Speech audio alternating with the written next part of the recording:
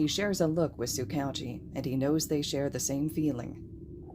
That everything about this is wrong.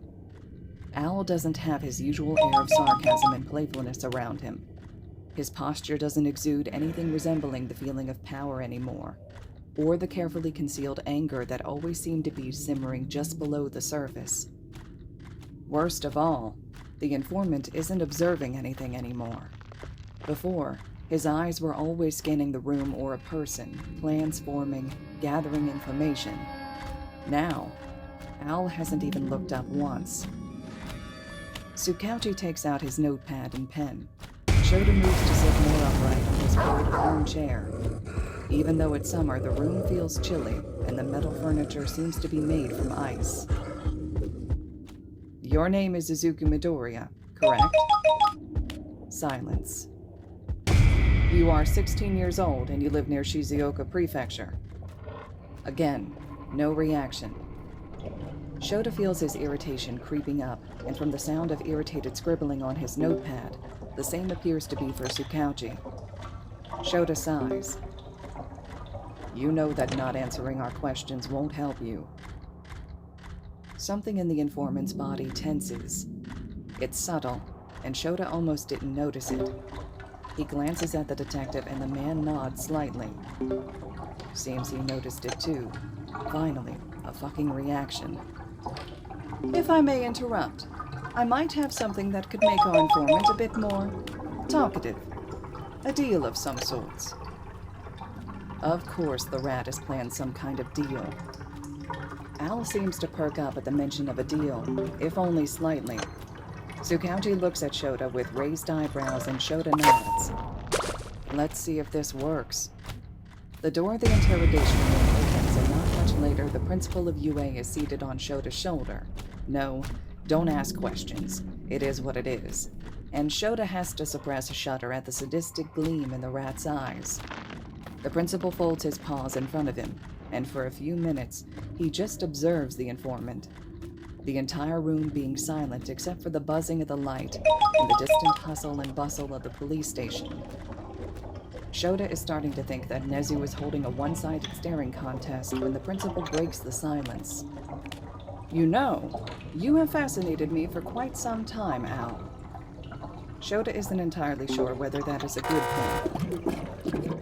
I hope it is all right if I use your civilian name, Midoriya. For manners' sake, you can use mine. Nezu, too. Nezu doesn't give the informant time to react, because he continues on. I've been told that normally you're quite talkative, so I hope to help you with that by striking a deal. That gets a reaction, because Al lifts his head, and staring at them with dull green eyes is Midoriya. Shota swallows. The spark in the kid's eyes seems to have gone out a bit. Now that he's looking at Midoriya, it truly dawns on him. He is Al. This is the kid that was too quick for the police to catch for almost a year. He can practically feel the glee radiate off of Nezu at Midoriya's reaction. What do you think of making a deal, Midoriya? A nod. Shota sees a bit of spark returning to those green eyes and a miniature change in posture. It's enough to assure Shota that the informant is all alert again, with a million plans whirring in his mind. He's positive the other two haven't noticed. To them, Midoriya still looks like a defeated teenager who will take any bargain without much resistance. Before I came here, I looked into your background a bit, Midoriya. You have quite the tragic one, don't you? Born quirkless in this society, an absent father, and a mother who died in a villain attack when you were just 13 years old. You have quite the heroic heart, though, going by the sludge incident where you were the only one who tried to save our future student before All Might arrived. You even wanted to apply to UA in your first year of middle school, am I correct? Nezu pauses, and Shota is getting a bad feeling about where the direction of this speech is going. Looking at Midoriya, that feeling is confirmed, because the kid is frowning slightly, and his leg keeps bouncing up and down. Even so, he gives a small nod, and that's all the confirmation Nezu needs, because he continues. I know that you've always prided yourself in your neutrality, but perhaps it's time to choose a side. It's at this comment that Shota realizes the rat fucked up. Owl doesn't do sides. It's his number one rule. Come to UA, Midoriya. The room goes silent, and all three of them look expectantly at Midoriya. Shota realizes the teen is trembling with anger. His fists are tightly curled at the sides of the chair. He's looking down at his lap, though, so Shota isn't sure what his expression is. No. It's said quietly, but Shota can hear the well-concealed anger in Midoriya's voice. Nezu doesn't notice, though, because for all his intelligence, the principal is still an animal, and animals don't understand human body language. The rat may have studied the body language of humans and usually gets away with it, but the subtleties go unnoticed by the principal. No, Nezu takes the quiet answer as doubt and continues on. You wouldn't even have to join the hero course. You could join general education and become my personal student. You have so much potential, Midoriya. I said no. This time a warning is laced within the words. The kid's face is still concealed by his hood, though. If Nezu could have blinked, Shota's sure he would have. Tsukauchi eyes Shota with a question in his eye. He shakes his head at the detective. Let this play out. The heroes might have wronged you in the past, but they aren't that bad, Midoriya. Come to UA and see for yourself. I said no. Midoriya looks up at them with ice-cold fury in his eyes. He strains against his handcuffs in an attempt to jump up from his chair. I'm not joining a hero school, and I'm not choosing a side. Nezu seems to want to interrupt, but Midoriya is not done and continues to shout. Why the fuck does everyone want me to choose a side today? First all for one. Shota and the detective pale at that. He's sure Nezu would have paled too if he had been able to. Then Krusty Musty Shigaraki, and now you. Why can't I be on my own side? Breathing heavily, the teen slumps back in his chair, though his ice-cold fury penetrates the air like a heavy blanket. Tsukauchi holds out his hands placatingly. Midoriya, you don't understand. I don't understand! Midoriya thrashes against his handcuffs and looks at them with a withering glare. Why the hell are neither of you looking for your missing student, huh? Isn't student safety something you preach about at UA, Nezu? Tsukauchi, as someone with such a big role in the League's investigation, don't you have something better to do? And don't you need to look for your precious missing student, Aizawa? Shota flinches at the accusation, because yes, he should be looking for his student right now. Judging from Tsukauchi's expression, he isn't the only one who feels this way. Nezu must have heard something interesting, though, because he leans forward and says, You know where the League's hideout is. The teen stills and looks at the principal with a calculating gaze. Shota can practically see plans being formed behind those green eyes. And what if I do? He asks, with his eyebrows raised. Nezu grins his sadistic grin. Well, Midoriya, I'm sure we could come to a different deal. Midoriya looks at him suspiciously. I'm not going to UA. No, nothing like that. I was thinking more of something in the direction of you giving us the location of young Bakugo and some help from your services in exchange for your freedom. Of course, that would only be for a limited amount of time. Midoriya hums. What exactly do you need my help with, and how does partial freedom work? Well, I think we could use your help on a specific case, one of which I'll only tell the details if you agree. You'd be free from the Commission hunting you for as long as you're working on this case. For a long moment, the two look at each other in the eye. Then, get me a pen and paper. I'll write out the deal. Nezu cackles, delighted. Wonderful. Shota has the sinking feeling that two devils are signing a contract with each other. A bit later, the deal is sealed and Nezu and Tsukauchi leave the room. Shota stays behind to have a talk with Midoriya. The informant is staring somewhere off in space, all the focus that laid in his eyes a few minutes ago gone. Instead, his face is etched in a haunted way, and Shota is briefly reminded of the mutilated body from Muscular. This kid was the one responsible for that. Shota wonders if it was his first kill. It's not his place to ask, though. He coughs to get Midoriya's attention, then he leans forward and gives the kid his best, disappointed teacher stare. Lucky for him, the informant has the sense to look guilty. Was your friendship with Hitoshi a lie? Shota can't help the bite that lies in his question. Now that the professional part of the interrogation is over, he can't help but feel angry and disappointed. Midoriya looks at him in shock. What? No, I truly met him by accident at that cafe. I only realized who he was later on. The kid looks at him with panic in his eyes.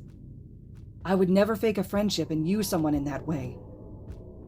With a sigh, Shota slumps back in his seat. Midoriya is honest. He can tell.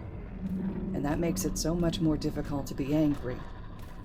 Still, you tell Hitoshi about this whole... He waves around his hands in Midoriya's direction. Second identity. If you don't do it soon, I will do it. And that will be a lot less pleasant for you. The kid gulps and looks down at his lap with something akin to shame on his face. I will. Wordlessly, Shota stands and leaves the room, leaving Izuku Midoriya alone with his thoughts and worries. When Izuku gets home a few hours later, he first of all has a well-deserved mental breakdown. He's still reeling from this entire night, and having a meeting with All For One and Principal Nezu on that same night was absolutely terrifying. The fact that blood keeps reappearing on his hands also doesn't help. He's tried to wash them already over a dozen times, but the blood refuses to go away. Maybe it just exists in his head and he is slowly going crazy. Anyway, after that he lays in bed for the rest of the day with the curtains drawn and the covers over his head. Somewhere along the line, he messages Hitoshi to ask if they could meet in a few days. He gets a worried response back, and Izuku feels a stab of guilt in his gut. That reminds him of All For One's threat, and sends him straight into a panic attack. He's fine, truly. After that, he sits with his phone in his hand, staring at his dad's phone number. Just know the offer to come back is always open. That sentence keeps going through his head on loop, and Izuku almost considers it. It would be so much easier to leave this mess right now. It would mean his friends were still in danger, though. That is not something Izuku can risk. So he closes his phone and continues to stare at the wall for another 30 minutes. It's evening when Izuku plops down on the couch to watch some TV. He savors the lingering burn smell of Dabi that hangs in the room. The villain won't be back for quite some time, if ever. The thought makes Izuku sad. It's later at night, and Izuku is munching on some popcorn, watching some stupid show where they have to guess whether an object is real or fake, when suddenly the show is cut off and a channel switch is made to the news channel. Izuku stares at the screen confused. What the actual fuck? Breaking news! We just received word that All Might, our #1 hero, is fighting a villain here at Kamino Ward. The camera cuts to a live video of All Might being in a fist fight with no one other than All For One. Of course. Luckily, the kidnapped UA student was able to be rescued. Sources say this was possible after a tip. Izuku had to give it to them. The heroes worked fast. The fistfight between All Might and All For One comes to a close, and the Small Might form is revealed. Ooh boy, what a shock that'll be to everyone.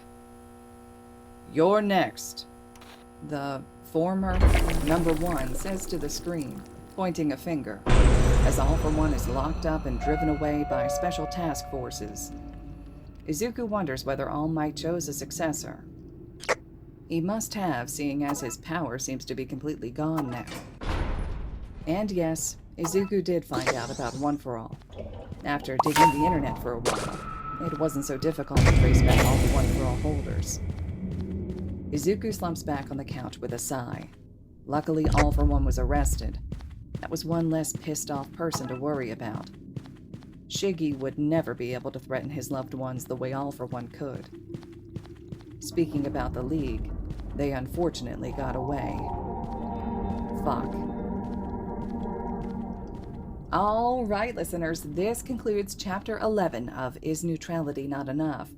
Chapter 12 will be up next, which will be the last full chapter, and Chapter 13 of this fic is actually just a very short, quick epilogue, so the next time I post for this one will be both of those included together. I'd love to hear your thoughts and reactions to kind of how things have been twisted here a bit. I like the fact of how the author did some of the parallels, keeping Izuku holding that line of neutrality, despite the fact that in a lot of other fics, where there's redemption fics or reformation fics, Izuku maybe takes the deal that Nezu offered. In this case, he says, no way, right? So there's a lot of really cool themes taking place in this fic, and I like the fact that the author keeps Izuku on point with their characterization, doesn't let him take that deal. So drop your thoughts, comments, reactions below. Again, chapters 12 and 13 will be up next to wrap this fic up. And as always, thank you all so much for listening.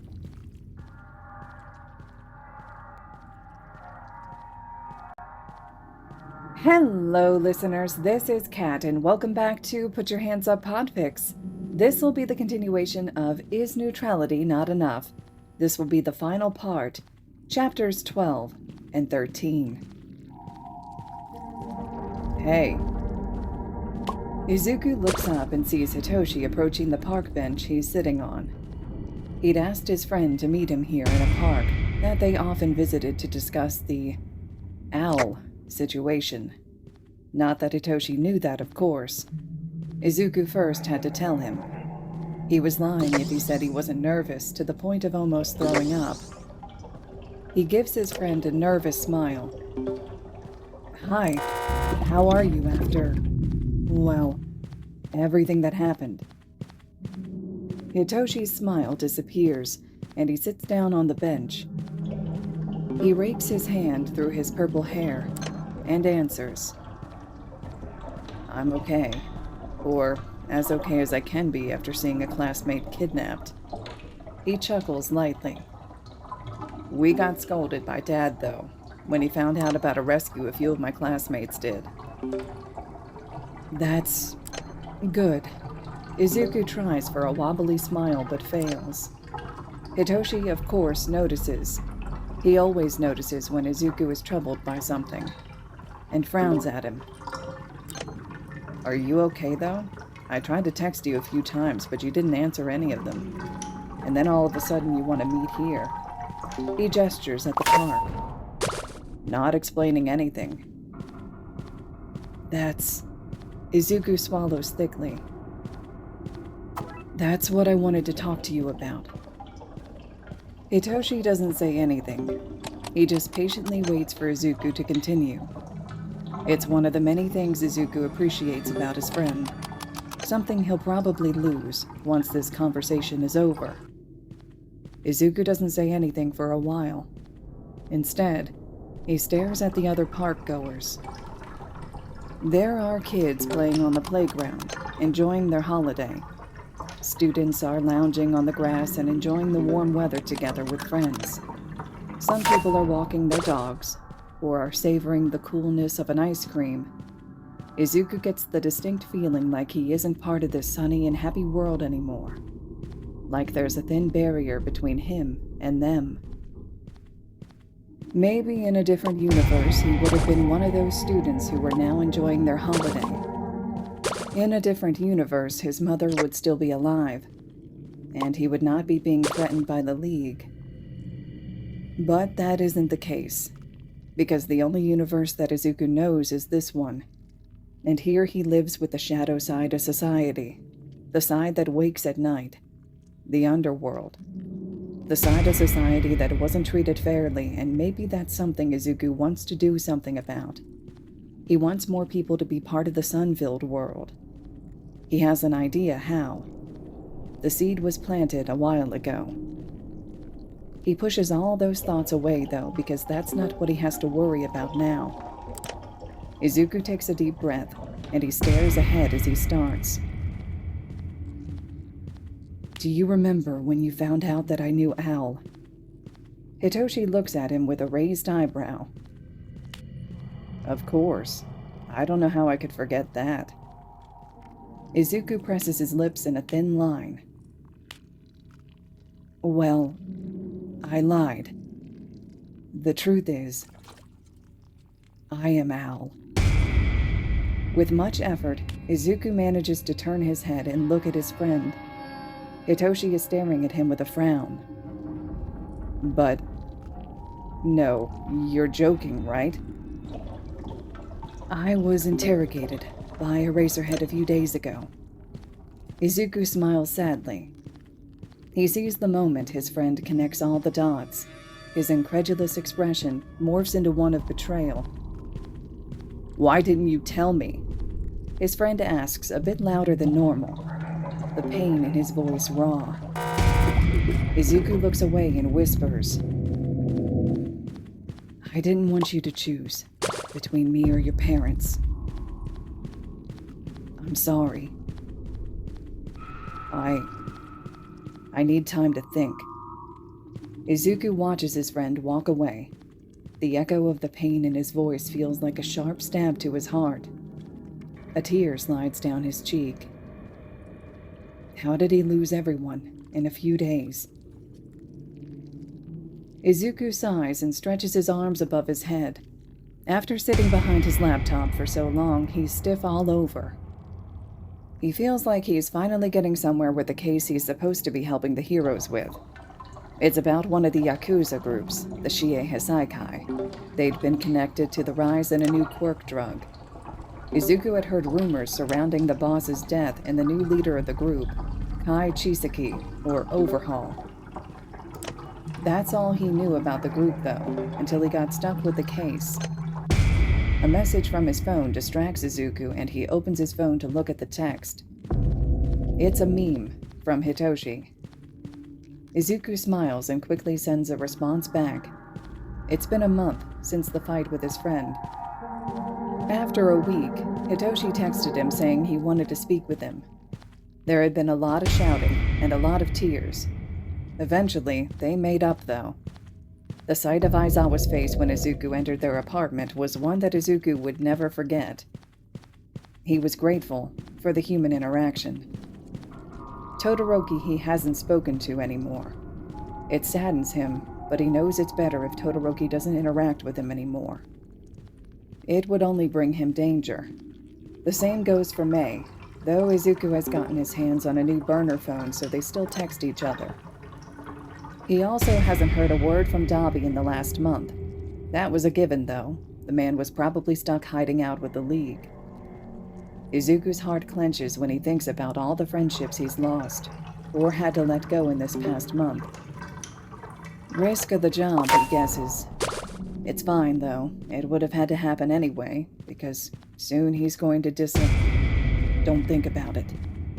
Just enjoy the time he has with Hitoshi. Izuku turns back to the screen of his laptop and sees an email popping up. He opens it and sighs when he sees what it's about. Seems like the raid is happening soon. It's a shame. He'd hoped he'd have more time with his friend. If looks could kill, Izuku would be dead by now. He is sitting in a stifling meeting room, together with a dozen or so heroes, discussing their course of action considering the Shiei Hisaikai. The meeting has already been going on for a few hours with debate about the safety of civilians, laws, protocols, blah blah blah. Izuku is surprised anyone is saved these days with the amount of protocols and laws the heroes have to abide by. He's made that opinion clear a few times already in the past few hours, and each time Eraserhead gave him a look that said, "Are you serious?" He's not the worst, though. Oh no. Luck has it that the meeting takes place at Night Eye's agency. Luck also has it that the man is the one who leads the investigation, and thus this meeting. From the looks the man has been giving Izuku, it has become clear he absolutely hates the informant, and that he does not agree with the fact that Al is a part of this investigation. Izuku is having a blast, irritating the hero. There must be a way to gather more information. Izuku looks up from his notebook. He's been doodling in it for half an hour. Finally, an interesting topic. Information gathering. Well, unfortunately we don't, so we'll have to wait a bit longer until we can raid their compound. Night Eye looks at the hero with frustration. His mood hasn't improved in these past few hours. I could. All heads turn to Izuku, half of them with annoyance on their faces. They must think he's joking again. Night Eye looks at him with a raised eyebrow. What? You could? Izuku smiles at the hero, though it takes a lot of effort because he can feel his annoyance rise. He's glad for his mask. The familiar feel of his owl costume calms him down. I mean, I sell information. If I acted as if I wanted to make a deal, I could get a lot of information out of him without being suspicious. Night Eye looks at him disapproving. Surprisingly, Fat Gum speaks up. I mean, the kid's got a point. The hero stuffs another bite of food in his mouth. It's at least worth trying, right? A few other heroes nod along. Night Eye sighs deeply and pinches the bridge of his nose. Fine. The compound Izuku is being led through is bigger than he expected. The clammy hallways are filled with Yakuza members who are doing a variety of tasks, and Izuku even spots a few non-Yakuza members. The one leading him through the maze of hallways is the villain Chronostasis. Nice place you got here, huh? Izuku says, forcing the nervousness out of his voice. He stuffs his shaking hands in pockets. The villain doesn't respond and keeps on walking. Izuku huffs. Okay, then. Nice chat. After what feels like an eternity, Chronostasis stops in front of a double iron door and gestures for Izuku to enter. Going through the door, he enters a bare room with two couches standing opposite from each other in the middle. No one other than Overhaul himself is sitting on the couch facing Izuku. Mimic, one of his closest advisors, if Izuku's information is anything to go by, is sitting on the edge of the couch. Behind them is another door. It probably leads deeper into the compound. What a surprise, Owl. Overhaul drawls. He eyes Izuku with an uninterested look. I'd expected you to be finished off by the League by now. Izuku takes place on the other couch and grins sharply, ignoring the man's attempt to rile him up. What can I say? Nothing can stop business. Overhaul hums. Why are you here? It's more a demand than a question, and Izuku is reminded of why he never did business with the man. Izuku grits his teeth but keeps up his relaxed demeanor. I've come to offer you a deal. Al never offers a deal. It's always the client who comes to him. Recent events have damaged Al's reputation heavily, though, and the fact that the League is gaining more power doesn't help. Izuku barely has done any business lately, and not just because the heroes are monitoring him. Tell me why I shouldn't sell you out to the League right now. Overhaul sneers with a raised eyebrow. You have a hefty price on your head. Where the League got the money to put such a high price on Al's head, Izuku doesn't know. He'd thought they would be broke, but apparently not all of All for One's bank accounts were frozen. There's a power vacuum right now in the underworld. Izuku sighs. He clasps his hands in front of him and leans forward with a sweet smile. You have the potential to fill it. Bingo. A spark of interest ignites in the villain's eyes. I also would prefer you over the League to get the power. What do you have in mind? Overhaul tries to mask his interest, but Izuku sees right through his mask of indifference immediately. You've been getting more power in the underworld. Knowledge, though. That's how you get true power. I can help you get it. You say you want a deal. What do you want in return? You've been making these temporary quirk-erasing bullets. They're supposed to become permanent ones, right? Overhaul almost puffs up in pride at the mention of the bullets. A fanatic tone enters his voice when he says, "It will rid this world of the filthy disease that is called quirks." Izuku swallows. Right. To everybody their own obsession. In return for the information, I want to have a look at the research papers. Suddenly, Overhaul looks at him with suspicion. And how will I know you won't betray me in the way you betrayed the League? You sold out all their information to the heroes. Izuku tenses.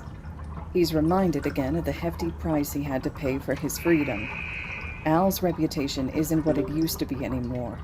People don't trust him. It's bad for business, and Izuku knows it'll only get worse the more power the League gains.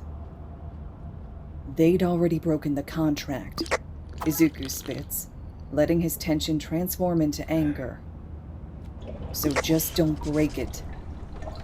Boss, maybe I could get... Mimic speaks up for the first time. Overhaul holds up his hand with an irritated expression. Quiet. He scrutinizes Izuku with a calculating look. Get Eri, Mimic. He barks at the other villain. The man shuffles out of the room with a squeaky, "Yes, boss." Overhaul turns to Izuku with a cold grin. Congratulations, Al. You've got your deal. I'll even let you have a look at my test subject. See it as me putting my faith in you. The or else is not missed by Izuku. The two of them have just finished signing the contract when Mimic comes back dragging something behind him. Or not something. Someone, Izuku realizes. A girl, not older than 6, with messy long white hair and wide red eyes filled with fear. She stumbles as she's pushed forward by Mimic. Overhaul catches her roughly by the back of her neck and holds her there with a firm grip. She's wearing a white hospital gown, and Izuku notices poorly wrapped bandages around her legs and arms. There's blood leaking through them. That's when Izuku realizes that she is the test subject Overhaul was talking about. It takes all of Izuku's restraint to not brutally murder Overhaul right now. Overhaul grips Eri's neck even tighter, and the girl flinches. Say hello, Eri. She looks at Izuku through a curtain of white hair. Hello, mister, she mumbles. It's almost a whisper. Izuku smiles his most assuring smile at her, as if that would ever help her, as if that could tell her to hold on for just a little longer, that the heroes are coming to rescue her. Hello, Eri. Overhaul smiles, sickeningly proud. Eri is the key to purge this world. Eri flinches again, and Izuku can only nod, too disgusted and angry to trust himself to form words that won't blow his cover. After that, Izuku manages to end the conversation quickly without seeming suspicious. Izuku would love nothing more than to kill Overhaul and his group of villains right now, and to take Eri somewhere far, far away from these cold hallways. He can't, though. Not without a plan. Not with Overhaul's hand still on Eri's neck, making her a hostage. No. Instead, he leaves the compound, seething, and with a promise. A promise to free this girl and to get rid of Overhaul. Hitoshi. Yeah? Thanks for being my friend. Sure. Why so sentimental, though? I just thought I'd say it. You know, the case is coming to a close. Oh, right. Yeah. The hallways are busier than last time. That's the first thing Izuku notices as he's being led through the underground compound of the Shie Hisaikai. Chronostasis once again is the one to escort Izuku to the meeting room with Overhaul. He doesn't attempt to make conversation this time, mostly because of his nerves. The cause of those nerves being the fact that the raid is happening today. Izuku doesn't know much besides that, mostly because one of the 8 bullets, Shin Nemoto, has a truth quirk, and that in case Izuku gets discovered, he won't be able to tell them much. He has one job: give a signal when he enters the room with Overhaul. Izuku notices they're taking a different route this time, but eventually they reach the double iron doors and Izuku enters the bare room. Chronostasis steps inside behind him, acting as a silent guard, just like last time. Stuffing his hands in his pants, Izuku tries to appear relaxed, when in fact, he presses a device that sends a signal to the heroes. Hello, Al. Overhaul is sitting on the couch, fingers pressed together in front of him, and an uninterested look on his face. Izuku internally curses when he sees who's sitting next to the man. It's not Mimic. No, it's Shin Nemoto. Fuck. Hello. Izuku takes place on the other couch and opens his backpack to take out the information he's collected. I got some info. Overhaul hums but doesn't say anything. Izuku looks up from the stack of files he was about to take out and scans the room.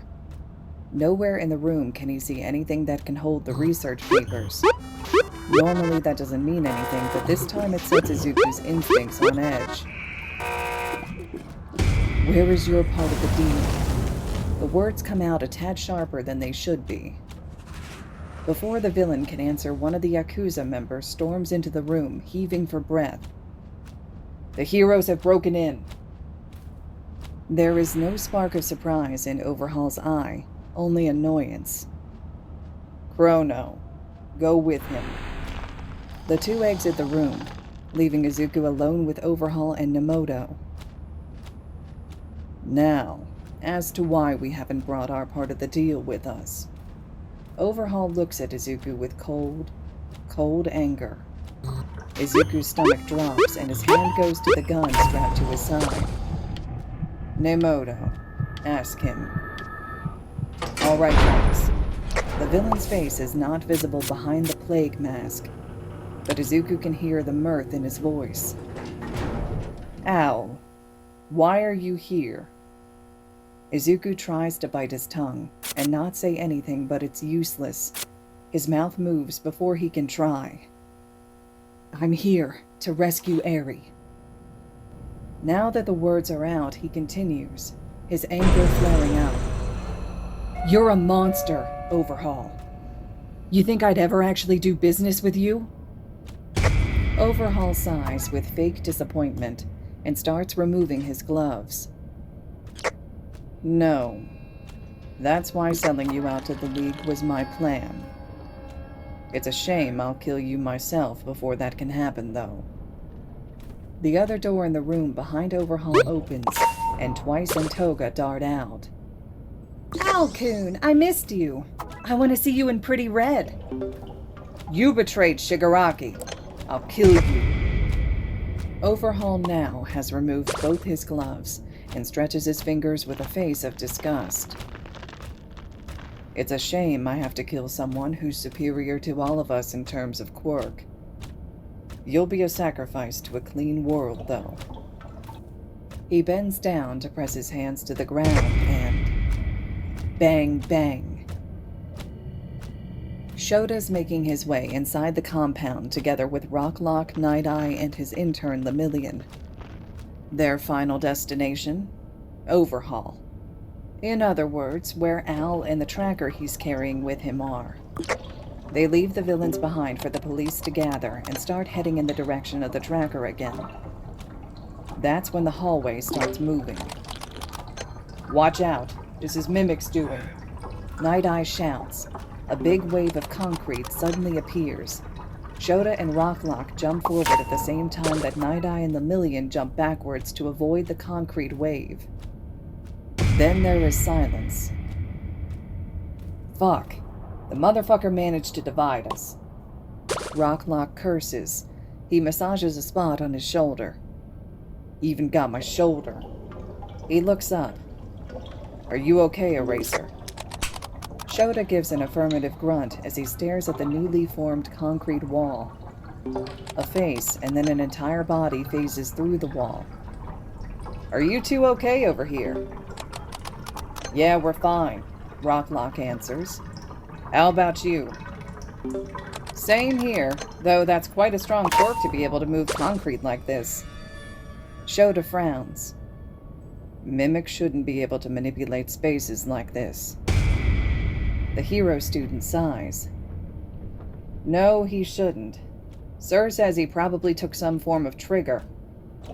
Oh, great. Now we have to deal with 2 quirk drugs. Rocklock grumbles, staring at the walls as if trying to find Mimic in there. Let's split up. Me and Rocklock will go on this way, and you and Night Eye will go the other way. Shota decides.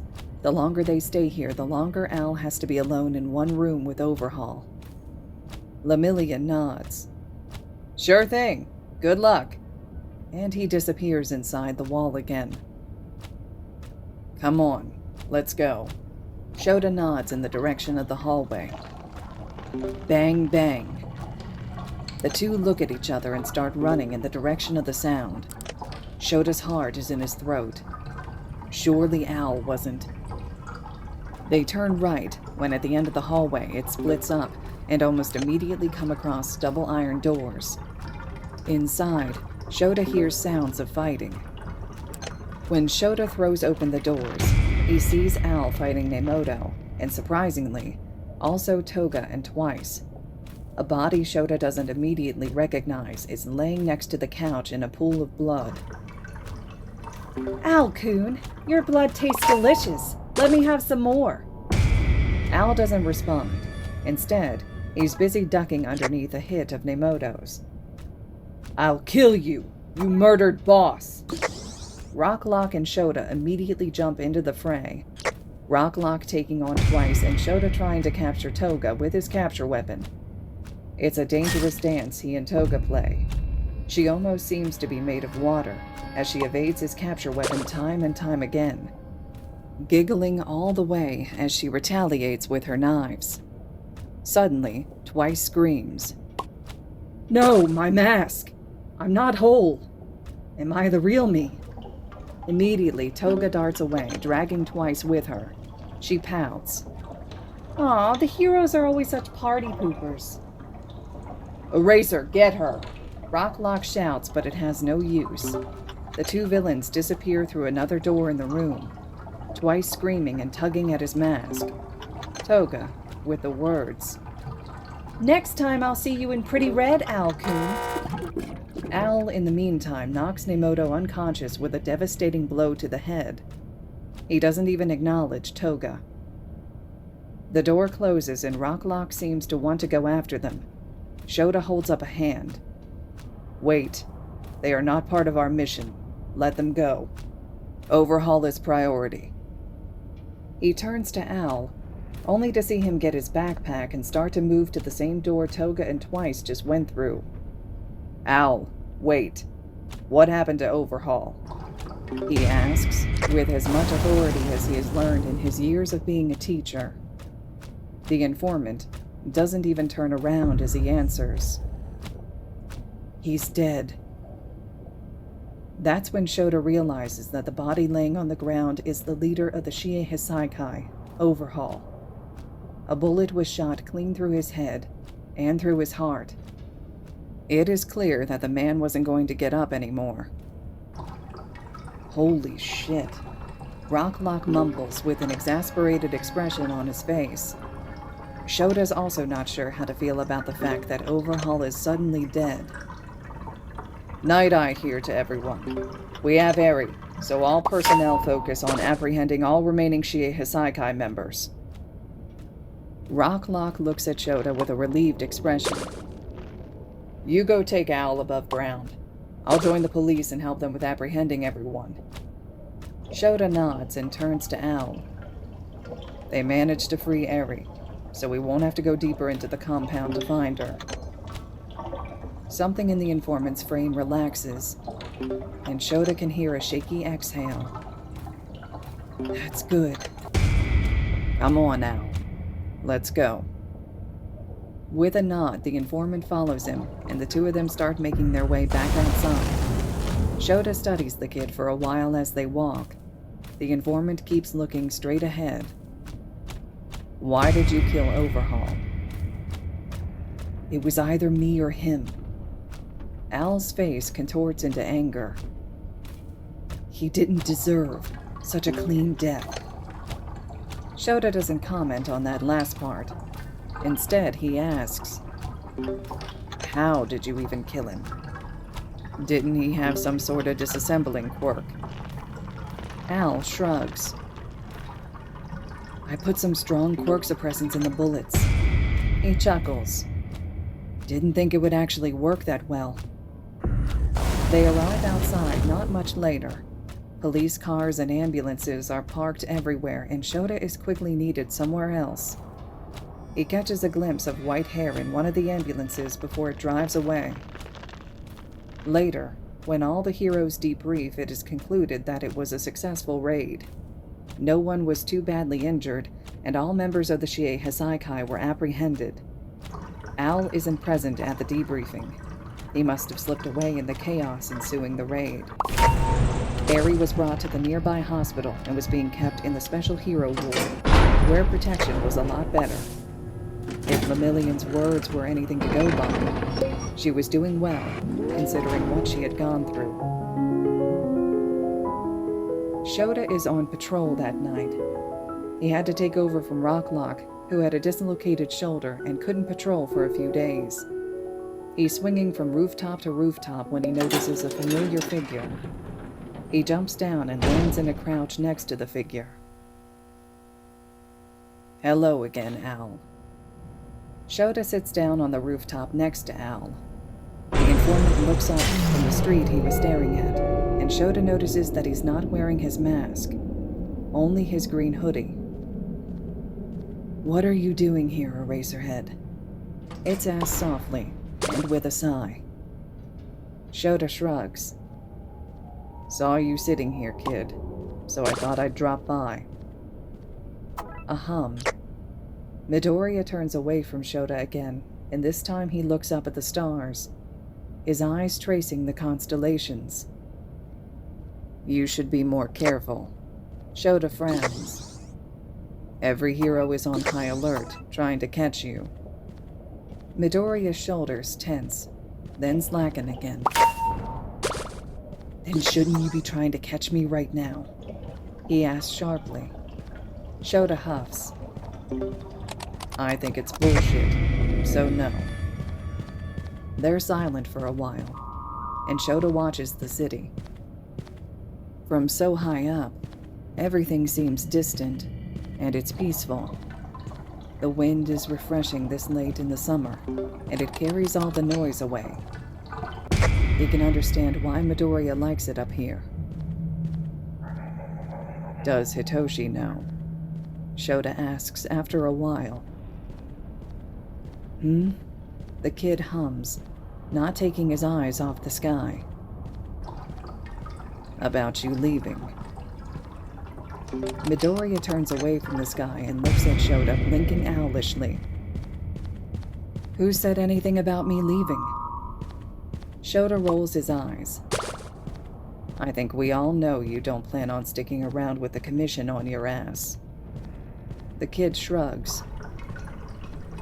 Who knows? And don't worry about your son. I got everything handled. Is all Shota says. He knows Al won't be around for much longer. His presence has already been declining in the underworld for the past month. If he were to guess, Midoriya will probably go off the grid for a while. Disappear. It's something people like Midoriya sometimes have to do. It's why they often isolate themselves more from everything. That makes it easier to vanish from the underworld. Something occurs to Shota. Did you ever expect to befriend anyone? Something sad flashes through Midoriya's eyes at the question. Not really. He chuckles bitterly. I mean, quirkless, useless Deku. Shota feels like he misses some context, and the word Deku has a deeper meaning. Still, his heart clenches a bit when he thinks about one of his students admitting they never thought they'd make friends. The kid so very much looks like one of his students. He's broken by this world, though, and Shota isn't the person to be able to fix it. The informant has done everything possible with the shitty hand he's been dealt in life. Shota hopes he too can find his place in the world. You could stay. It's an impulse, and Shota knows that the kid will decline. It would be illogical for him to stay. Midoriya indeed shakes his head as he gets up from the roof. Goodbye, Eraserhead. Bye, Al. See you around. Shota watches the kid disappear across the rooftops into the darkness of the night. Chapter 13. Epilogue. Izuku watches his aunt park in front of the apartment in a sleek black car. He takes the bags he's packed and stuffs them into the trunk. The notebooks are coming with him, as is his laptop. His owl costume is only packed for memory's sake. He takes his place in the front seat next to his aunt. To the airport? She asks. Yeah, Izuku nods. It's time I visit Dad again. She drives away, and Izuku looks back at the apartment. It's probably the last time he'll see it. He's leaving a lot behind. It's the risk of the job. It happens, even if it leaves Izuku with a heavy heart. Most importantly is that he's leaving Al behind, though. He's outgrown the role. Now he wants to build something new. He wants to mean something to those who want to reach into the sunlight. Standing at the sidelines and waiting for the heroes and villains to destroy each other is not something he wants to do anymore. He's going to do it in his own way, though, not with the help from either side. He's never liked sides anyway. He'll stay in the shadows this time, pulling the strings but never revealing himself. Laws can be changed. People's views of the world. The best change doesn't come from violence. In a few years, he'll come back. All right, listeners, this concludes the fanfic, Is Neutrality Not Enough? I'm curious to hear what you all think about this one. Personally, I like the fact that it's kind of this bittersweet ending. Oftentimes, I pick fics on here on this channel that are happy endings, or that go really well, typically. And this fic really just kind of gives some ambiguous open endings, right? Some ideas of how Izuku is gonna continue to walk the path he wants to, but also having to leave behind a lot of the people that he loves and cares about. So I'm really eager to hear what you think about it. If you like it, where your thoughts are, what you would predict for Izuku's future, right? Because, obviously, again, this is kind of open-ended here, so what would you imagine would happen next? So drop those thoughts, comments, reactions below. If you enjoyed the fic and you have an opportunity, I will always recommend that you slide over to AO3, leaving comments and kudos to the original author. I'm sure it's much appreciated. And as always, thank you all so much for listening.